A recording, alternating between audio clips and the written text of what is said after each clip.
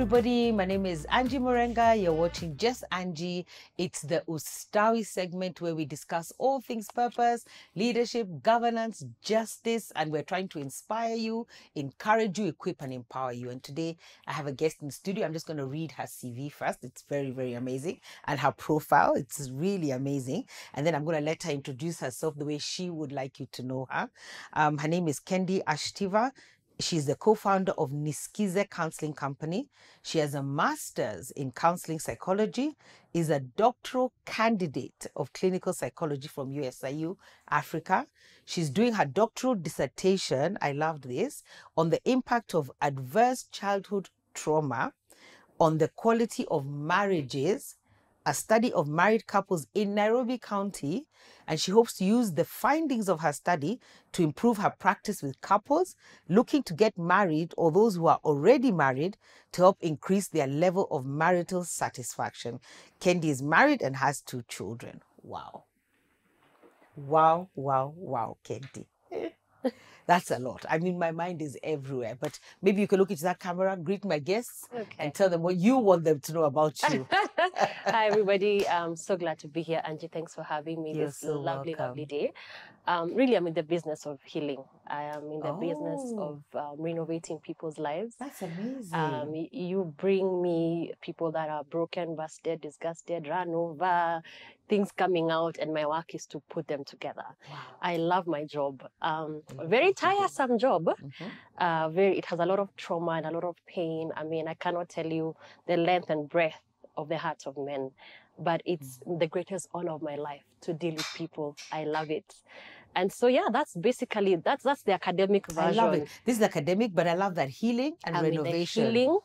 I'm in the healing business. I'm in the people business. I'm in the business of renovating people's lives. That's amazing. Same way you're given a rundown car, a rundown house, and your work. You know how they do before and after? Yes. My work is to find what's good in this person. What can I work with? Wow. And it is my work to find what's good in even the worst of people. That's amazing. But let me take you a little bit back. Why did you start? Why would you go into this kind of work? I think the work comes to you. Previously, my first degree was in Bachelor of Science Chemistry. Back in the day. Chemistry. Imagine Wait first, don't go too fast. What is chemistry? Why bachelor in chemistry? So I've always been good in sciences. Wow. And back in the day, JAB, remember JAB, Joint Admissions Board? They didn't care about, you coaches have come to help us now. Back in the day, your results used to determine your destiny. Your destiny. It wasn't your passions. So because I was smart in math and science, I wanted to go into medicine. I knew people were my thing. I knew people in science were my thing. But back then, there was no psychology because I'm not as young as you imagine. So back then, psychology was really almost not there. Yeah. So medicine was my first choice, but I missed it by, I think, 2 or 3 points. Wow. And I went to my parents, I'm like, you guys, please, just pay for me, para. They gave me a look of, even you've got jokes. You've got jokes. So they said, no, whichever degree you're called, go and do it. Go and do it. So a letter came from the Commission of Higher Education and told me, you go and do chemistry. I hated it. I cried a river. I was like, Mommy, I just want to do medicine. Because I knew people. I want people. But then they're like, Shoriako, we can't afford it. So I was in Moi University. For 4 years? Check Uko inside where the bus stands. That is where my school was. I did it for 4 years. I worked in a lab for 4 years and I almost burnt down the lab. You worked in a lab for 4 years? I worked in a lab. Evidence I have not made for non-living things. Oh my goodness, I love that. That's evidence I've not made for non-living things. You are made for the living. I was made for the living. By the time I was leaving the lab, I had caused a fire. There was a fire, a proper fire. Motor, not unintentional, that just an accident. Happened. You know, nature conspires to kick you out. I like that as well. Oh, Kendi. So 4 years of the degree, 4 years working in the lab. Yes. What? So is it the fire that caused the transition? The fire. And then I had my son, and I told my husband, I woke up and told him I can't do this. This is not my thing. I may not know what my thing is, but this is not. But this is not my thing. But that's a good place as well. I love what you said. I love that because you're saying I may not know what my thing is, but this is not my thing. So that's a good place to come to. I think as people that you may not know which way you're going, but you know that this is not what I need to be doing. Okay. Absolutely. I knew this is not my thing. And so I went home, I resigned. They were very happy to let me go. Really? People around you know. They know. Oh, that is so powerful. They know that you're in the wrong place. Yes. That this is not where you're meant to be. Yes. Wow, Kendi. People Okay. around you can tell know. you're forcing. They This is let not your you thing. go. They said But bye. they are too nice to tell you. But if you ask, they'll tell you. Oh. But there's always feedback around you. This is not your area. Una struggle. Even let's just make it basic. There are times you do your nails and you can tell this nail technician is struggling. Yes. There are those who just want stroke and there's excellence and they're not struggling. You can tell this one is doing it for the money, but it's not their thing. Okay. Yeah. So that's good. But also for you, I think you're blessed that you had a husband, because some people also, they are single mothers or they're in single situations and maybe they feel like there's no one else, even if at least you had a husband to go and say, like, I don't want to do this, and then I guess he supported you in it. Some people don't have support, but what I say about that, then you can create a plan. You should create some sort of exit plan that will help you live and be able to live and do what you need to do as you find yourself. So that's amazing.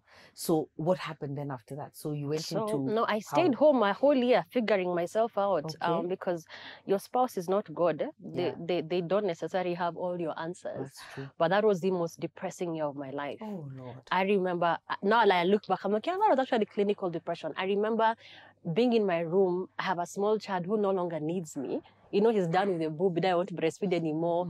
I'm unemployed. Everyone around me is moving, has a job. They look like they're smart. They shower, they go out there.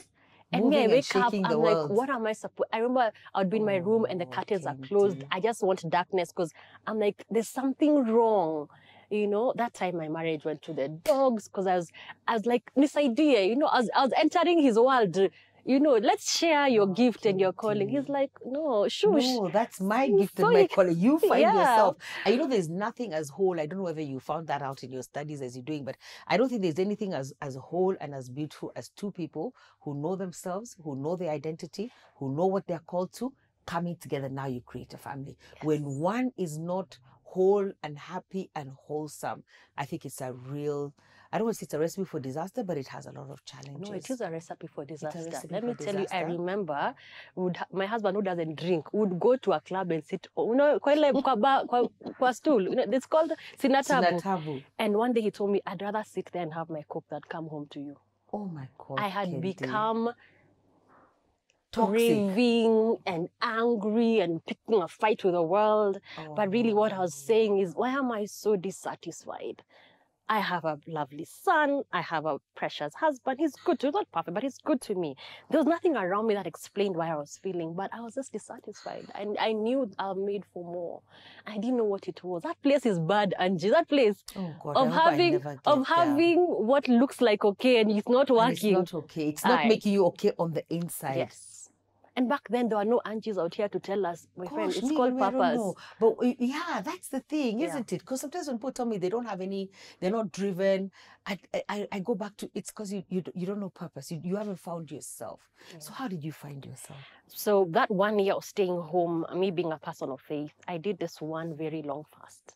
Did a 50-day fast. No. And let me tell you, I came out clearly knowing what the will of God for my life is.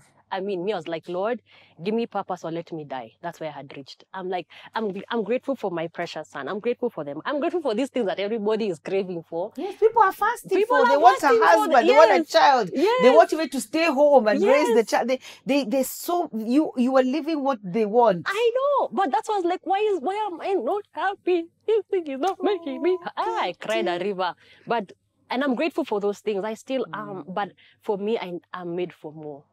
And that's why until I locked into my assignment, nothing would have made me happy. So after 50-day fast, you came out clearly with what you needed to do. Is it next steps or at least a few steps? What I need to do now?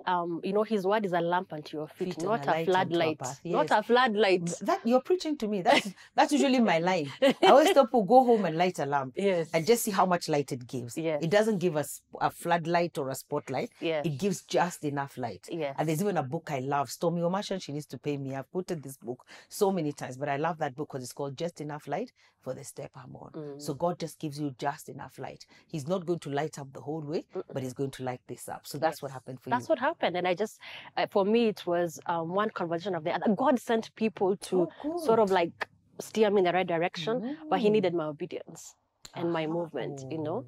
The song that says, you move, I where's move, my just like tambourine that. when I need my tambourine?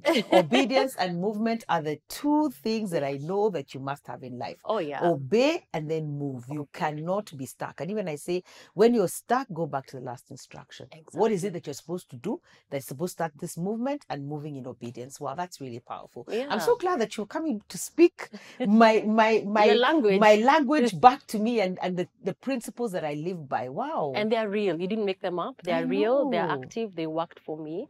And so, I just started moving, and it was go register for a master's in counseling psychology. And my mother was like, what are you doing? Counseling, aita kuripa, And I told her, Mommy, this is not about pay. This is my thing. This is my thing. This is my thing. People place. Yes. Remember that people place? Yes. My people and science. And science. Because that's what you wanted, people and science. That's what I'm made this for. Is actually perfect. It's people and science. And my very first day of class, I'll tell you my first day in Daystar.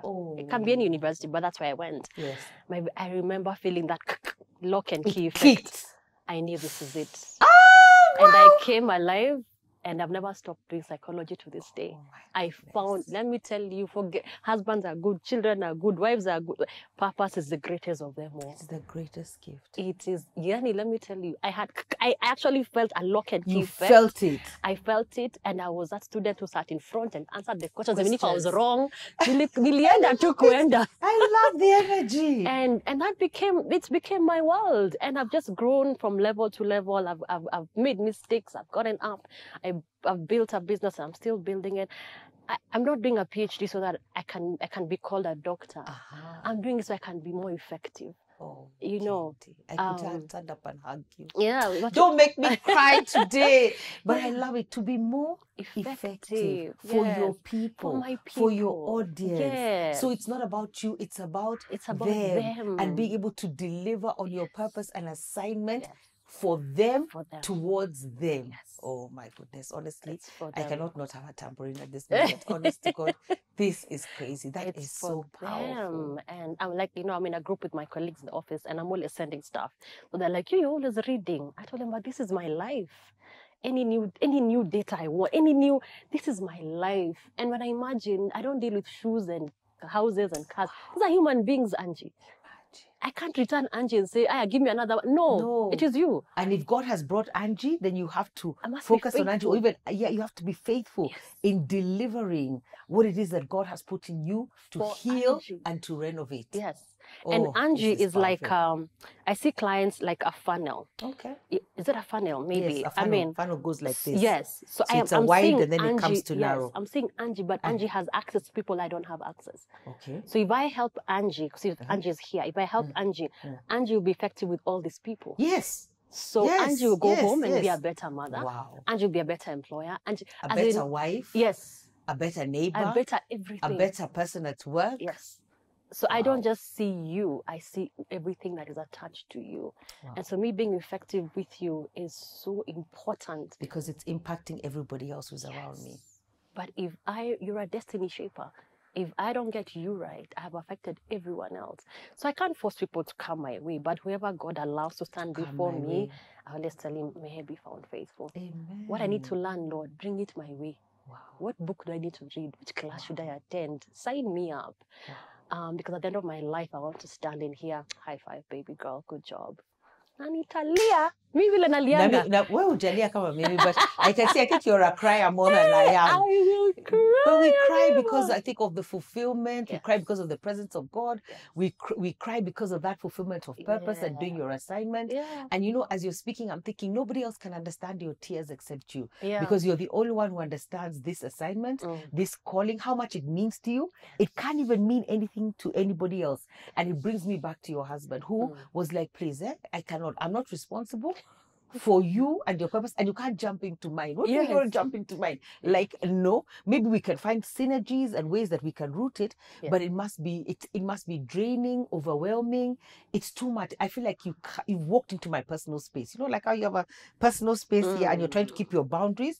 I feel like you've now invaded it. That's what I'm feeling like he felt, you know, or maybe people out there who are wondering, what is it that my partner is saying to me, or my friends are saying to me, or they're saying, you know, give me my space, or you find your life, or maybe you keep changing friends, picking and dropping them, and relationships. It's because you need now to internalize what's wrong with you, and what is it that you're giving off to people. And if you can't find yourself, they can't help you find yourself. Yeah, I mean, I gave the man hell. That Kawania, he never left me. Oi, he'll never leave you, and he loves you. Let me tell you, it's because he had a life, and I was like, this thing you have, me, I want it. I was like, but you're not a lawyer. I don't care. So yeah, it happens a lot. If one partner has found their purpose, the other one better find it. You better find it. Yeah. Because it will give everybody peace. And then also because you said something that I loved in this research, that you're helping your study and your dissertation, which you're doing, is going to help you help couples who are married find marital satisfaction, and those who are not married to marry, I guess. I don't want to put words in your mouth, but what is it that you're trying to find with marriage? Because I'm divorced. So I've been divorced, I think I was trying to count, maybe 22 years, yeah? Or separated 22 years, something like that. Separated 22 years. But I realized that what was part of what caused my marriage to fail is trauma. So first of all, you know, we did not. First of all, before I did not acknowledge trauma, yes, but I found that I had trauma, unresolved trauma. He had unresolved trauma. So these two unresolved traumas came together, and there's no way we could navigate that because we were not dealing with our trauma. And then I didn't believe in therapy. I was like, please, foreign subject, hiyo maneno mnasemanga, never ever. We're not going, which therapy? But towards when my daughter was now getting married, about the last maybe 2-3 years, they actually convinced me that we need to do this. So I went for therapy by myself. She went for therapy. Her husband had been to therapy already. Then me and her did our own therapy, and it was good. It brought a lot of healing. So I love the subject that you have trauma, and then you're trying to help people navigate marriage, which is a difficult thing to do. And I think in our culture and context as a city, Nairobi, it's even more difficult. So just tell me what's happening and what you're doing. Okay. So that first trauma is my mainstay. I've worked a lot with trauma, but it's such a big topic, and everyone has had some level of trauma. Trauma is not just what happens to you; it's also what's taken away from you. So people say, "But I never met my dad. Why should I be angry at him?" I'm like, "But he wasn't there. He wasn't there. You deserved someone to be there. So in not having him there, you learned that you don't need people. That is so true. And then when you need to attach in a marital union, you're like, but I know how to live alone. And your partner is like, me, I did attachment style. I was shocked. I can't even tell the world my attachment style. It was so bad. Yet in a world that I looked like I had two parents. But let me tell you, the trauma was a lot from there. Trauma was a lot. Even when you look like you have everything, like you have two parents, you're here, you're going to good schools, you're being dropped to school, still in there was a lot of trauma. Yes, and you know, we are I don't know about you, but I'm third generation post-colonial people. That was another thing that affected us that we didn't understand. Post-colonialism affected us more than we care to imagine, because it affected our parents. They were the first people coming out of the colonial process, and there's a way they had to be, and then there's a way sometimes I feel like they put those fears on us as well. So we grew up also with that fear and that preconception. And for me, what happened is my dad had an accident, a life-changing accident that left him paralyzed. But in some sort of way, I feel we all had the accident. When he had the accident, we all had it. And I understand. I mean, right now I think about his trauma was a lot, and he was trying to deal with so many things. But in retrospect, when I look at it, it's like we all experienced that accident. So I'm understanding what you're saying. It could be something that was taken away from you. My dad's legs were taken away from him, but it was taken away from all of us. It impacted all of us in different ways. And what makes it worse, Africans don't talk about feelings. We can't. We never talked about it. There's so many things that I wish I could talk to him now about, you know, like, oh, so this happened and this happened and this is why this happened. And then also the ability to understand he's also going through his own trauma.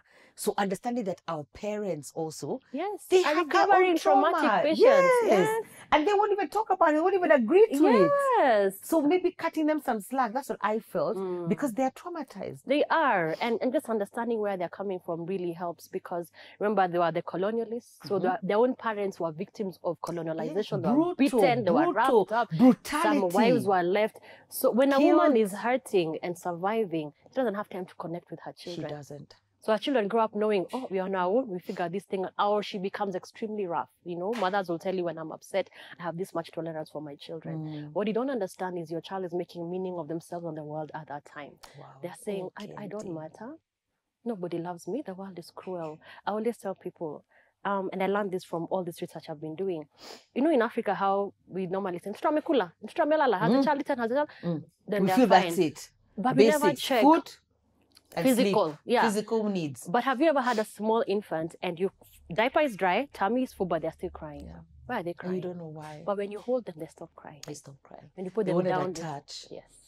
Wow. Mommy, make me feel safe. Oh, wow. Psychological needs, hold me.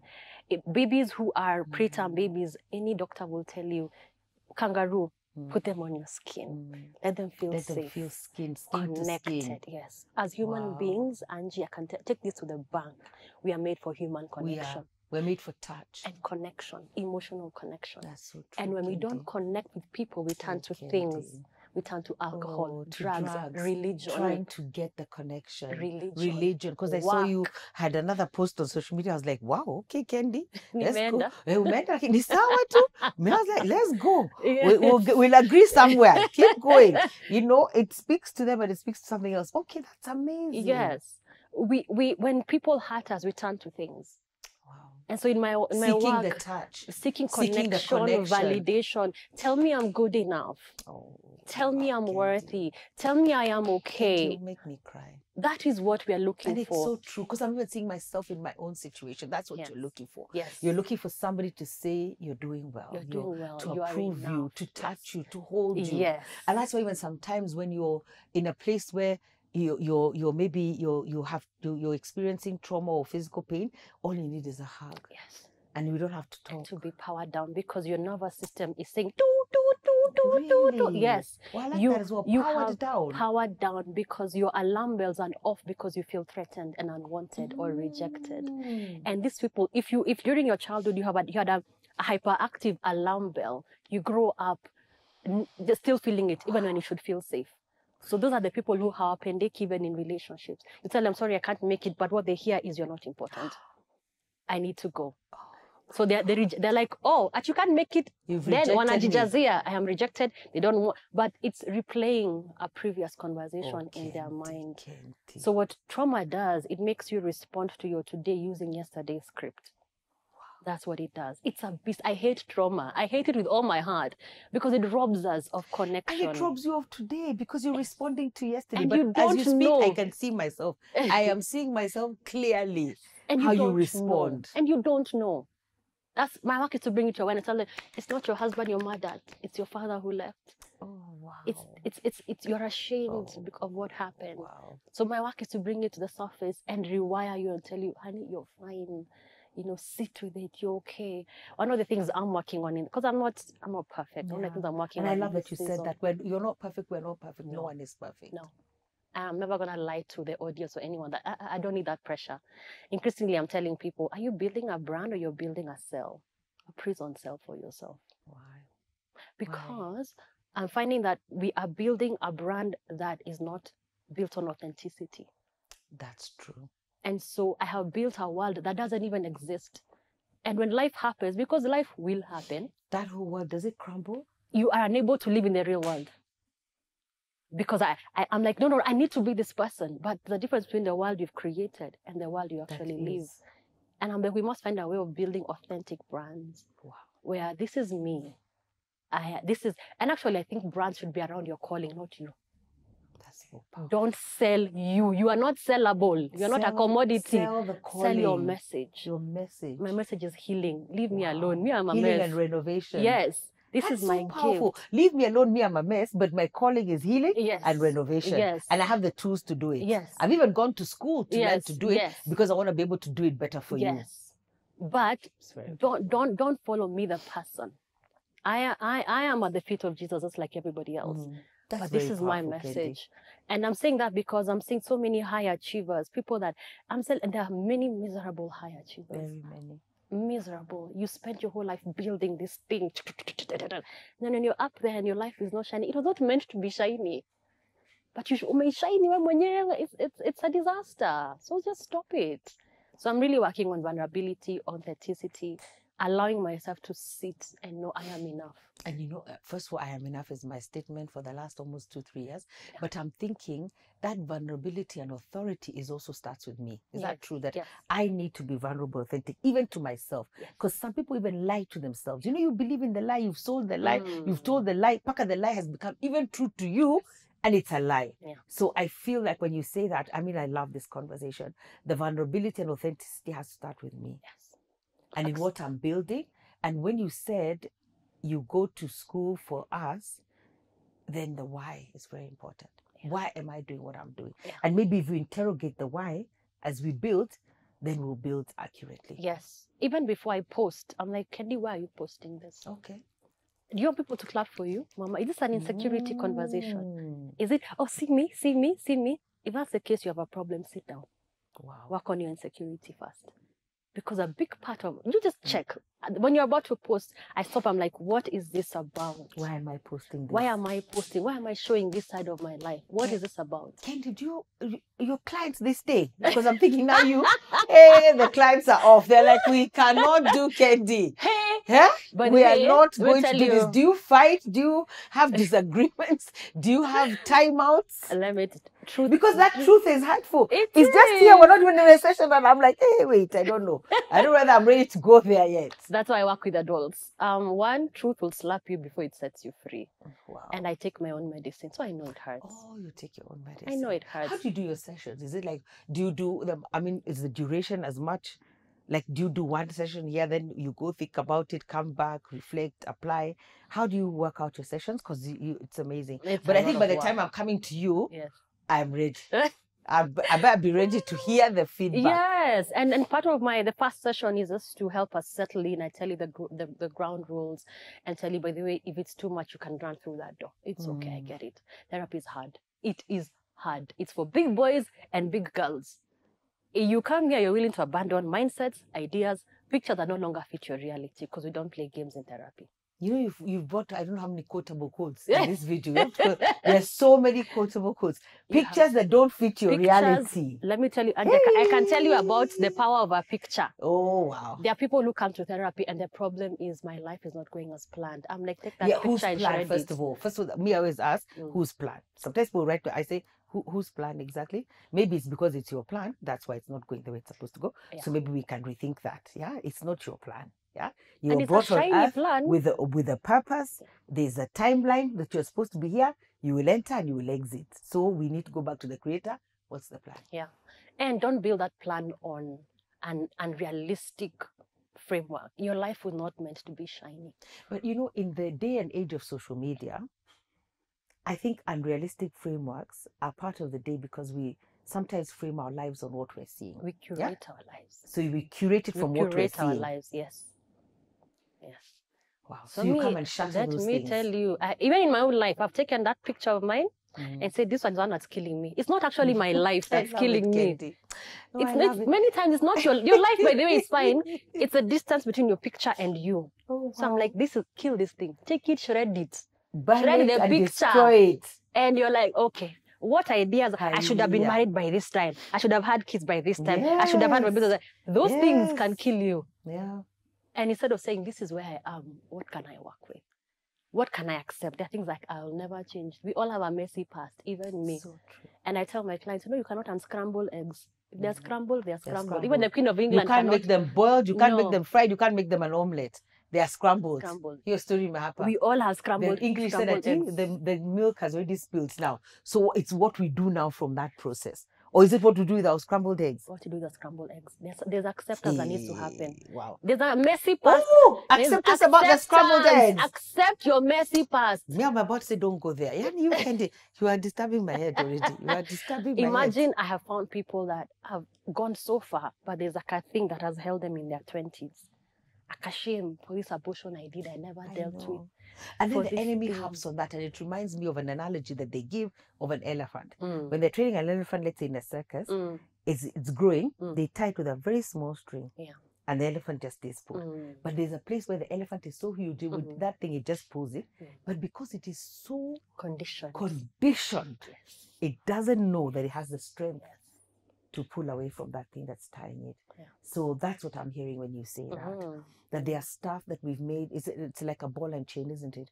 We've made the problem too huge, but we need to unshackle it and move away from it. Yeah. And agree these are scrambled eggs. But what do we do now? And accept your mess. That mess was my mess. And it won't kill me. I'm telling you, I love my job. It won't define me. It doesn't define me. It will not rob me of my future. Yes. I can see why you love your job. Me, I'm already, I don't even know. I'm like, wow. I am so activated by you. I'm so motivated. I'm so inspired. Praise God. I really am, and I hope they are out there. So you run clinics. You do therapy for people. Yes, I have a practice in Upper Hill. Individual, family, group, corporate. You know, when corporates have psychosocial issues, I'm loving that corporates are now partnering with us. I'm loving it. I'm loving it. Yes, because these are human beings. They're not human doings. They come to work as humans, and they're human beings. Yes. They have issues. And they carry their issues here. Absolutely. And I tell my HRs, Kendi, when you're hiring both Superman and Clark Kent. Do you remember Superman and Clark Kent? Do you remember that show? They're the same person. They're the same person. They're the same person. But you think only Superman comes to work. Clark Kent is also coming. They're alcoholic, they're abusive, they're angry. Oh God. The one, maybe he's unresponsive, he feels shy, he feels not enough, yes, he feels inadequate. Yes. Oh my goodness. Yes. That is so powerful. Kendi, I'm just amazed. I've just enjoyed this conversation. We didn't even talk about marriage. You'll have to come back again when you're going to be done with your dissertation and your study. No, it depends on the people, how much data they give me. So I'm hoping they'll be nice enough to tell me the truth. I should be done by the end of the year. I will definitely bring you back because we want to know that study, what it's going to do. And then my last and final question as we bring it to a close is, does the therapist need a therapist? All the time. All the time. Otherwise, I'll turn my house I'll burn my house down. Yes, I have always had a therapist. I still have a therapist. But even within the practice, because in my office, there's 7 of us.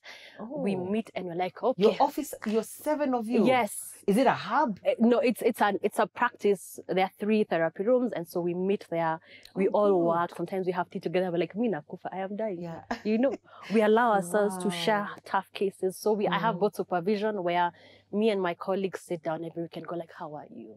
Which case is tripping you up? Because sometimes you have a client who's going through what you're going through, whose husband looks like yours. You want to scratch their eyes out. So I have a therapist, Dr. Kameti. Hi, Doc. Hey, Doc. She's fantastic. And I have my colleagues who hold my hand and keep me from going mad. Sometimes we pass on cases. We're like, I don't think this case, I'm handling it well. Please let my colleagues see that. Yeah, wow. And we love our job. We honor men and we honor God. And me, I want to do this. I love it. I love it. And thanks for having me. I am so excited. You have no idea. Yeah. But I know I'm excited, but I know that you're tough. I know if I decide to make that move to that direction, I better be ready. I will know. But I've also understood I'm going to be 57 this year. Yes. And I think that's the most beautiful gift you can give yourself, honestly, to get healing and to be renovated, and then to build authentically and be authentic you and burn the picture that is not your reality. Oh my God, that is the biggest gift. As a matter of fact, if you're looking for a gift to give yourself for your birthday this year, go to Kendi. I promise. She didn't pay me to. I only met her today. I've never met her. I've seen her on social media. We had a common friend who passed on, but I didn't even know we had a common friend till she did. But I don't know you. But I was just intrigued. I looked at your posts. They challenge me. They make me laugh. They make me laugh at myself. So I've just been following you for a long time. And then I just said to my team, I really want to do Just Angie with Kendi. Thank you so much. And look at what has happened. I mean, you have woken me up. I want to scream. I want to jump. I want to say, oh my God. So I feel, and that's exactly what Ustawi is about. It's to challenge us to fill us with purpose, to inspire us, to encourage us to do the right thing, and to understand that everybody has scrambled eggs.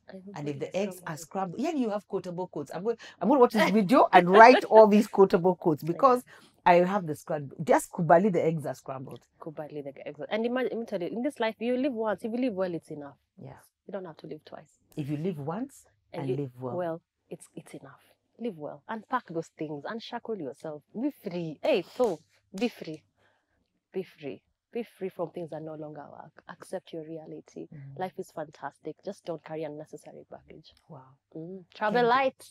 Kendi, thanks for having me. I have enjoyed having you. I've also enjoyed being here. Oh, and we'll bring you back. We're serious. Nitakuja. December, study next December. Study should be over by December. This year, I should be able next year. So you come and tell us the results, the data, because we didn't talk about it. Yes. Marriage and marital relationships. So you do the research, do the dissertation, and congratulations. Thank you. And thank you for loving us enough to equip yourself to help heal and renovate. Thank you for this platform, and may everyone just plug in and grow. Amen. Yeah. Wow. God bless you guys. Bye. Bye.